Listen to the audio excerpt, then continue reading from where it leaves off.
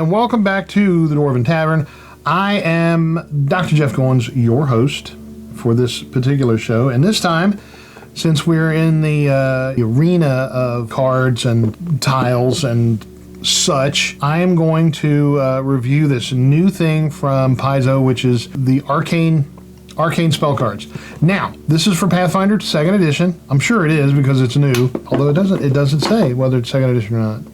So I'm assuming it's 2nd edition. It goes for $29.90, and it is the Arcane spell cards, which, as you know from my earlier review of the types of magic in 2nd edition Pathfinder, is that there are 4 kinds of magic in 2nd edition Pathfinder. There's Arcane, there's Divine, there's Occult, and there is Primal.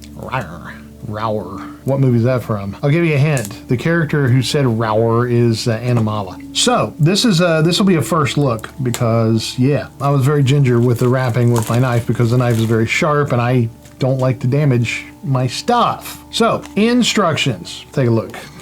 The deck includes all spells from the Pathfinder core rulebook for the Arcane spell list.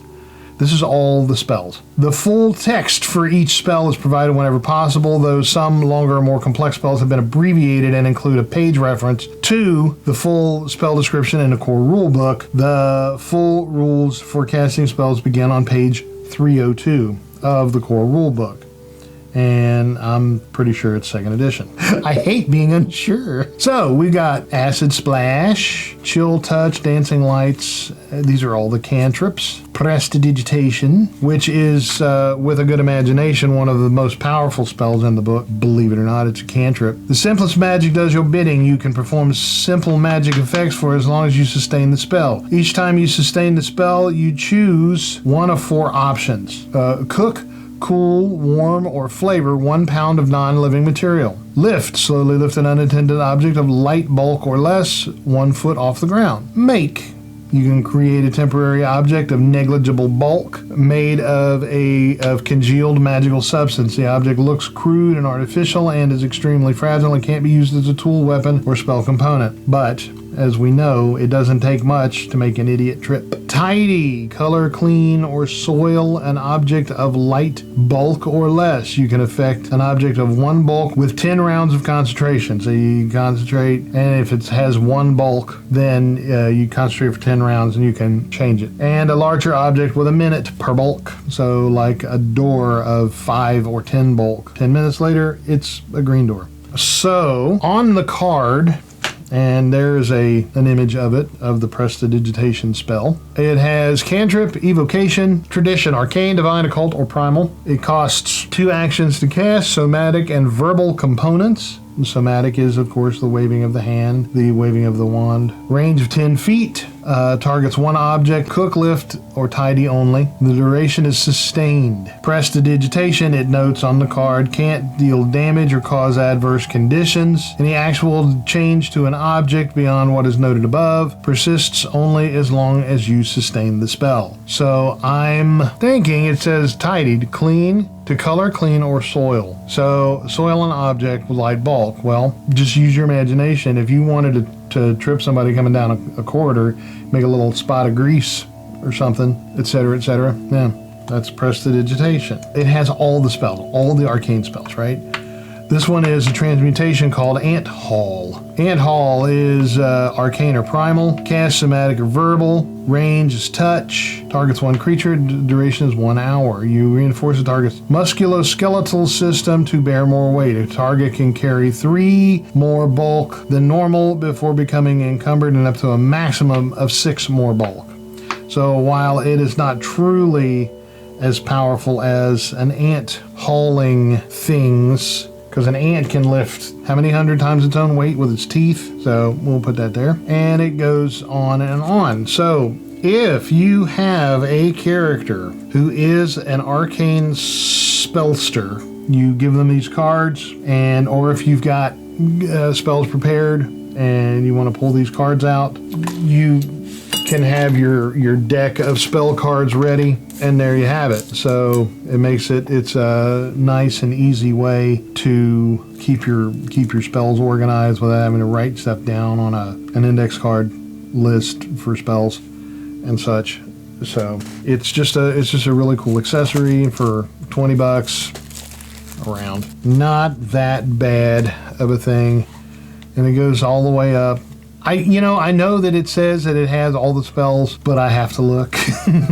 I think the most difficult thing would be putting everything back where it's supposed to be after you're done, because to me that would be kind of a pain in the ass to put everything back. I guess, wouldn't it?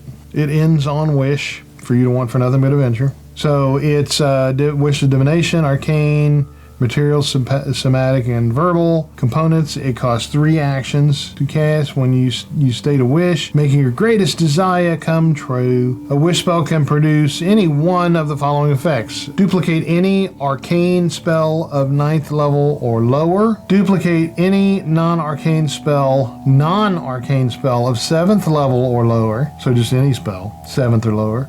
Produce any effect whose power level is in line with the above effects. Reverse certain effects that refer to the wish spell. The GM might allow you to try using wish to produce greater effects than these, but doing so might be dangerous, or the spell might have only a partial effect. So that is something that, were I DMing or GMing in the case of Pathfinder, I don't know why they don't call it the Pathmaster, the PM. If I were running the game, then I would suggest that the player wouldn't know if the spell was going to take effect until after they did it. So they would have to commit and not discuss it with the DM, GM, PM. Not discuss it with them until they've tried it, because unless you have a spell that gives you other sorts of divine abilities, like an actual divination, say, oh dear Lord, will this work if I try it? And your god's like, yeah, go ahead and try it. Loki.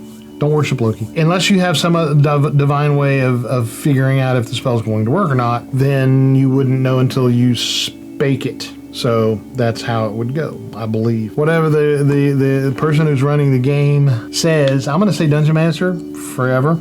So I'm going to have to get used to that. So I guess we all will. So when the Dungeon Master, no, out of respect for the Game Master puts forth their edict as to whether or not the spell works, or how it works, or what effects it has, then the player must agree to those terms. And I would make sure that everybody knew that beforehand. It's like, you wish what you're going to wish, you put it before me, I make my ruling, you got to abide by it. And if they disagree with that, then kick their asses out of the game. I wouldn't do that, and there's no arguing. The worst thing in the world for me as a game master is argumentative players. That irritates the piss out of me. Rules lawyers and such. So that would eliminate, or at least try to deter things. So spell cards, big hit. I like them, very useful. It's not actually something that you could, because there's only one copy of each spell. So it's not something that you could pass around a table to let people pick out of, which would freak me out anyway. My decks are my own. I let people use things, but best be careful.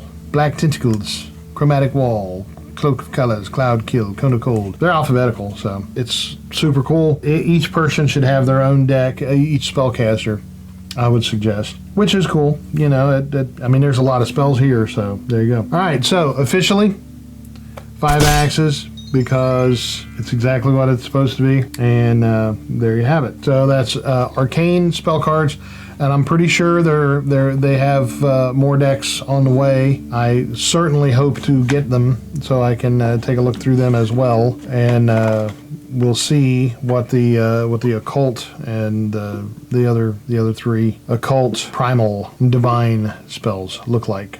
And that's the Arcane spell cards. Check them out, $24.99 at your finest Arcane spell card dealers. And on that happy note, I am Dr. Jeff Goins, wishing you to want for nothing but adventure on behalf of the entire cast and crew of the Dwarven Tavern, of course.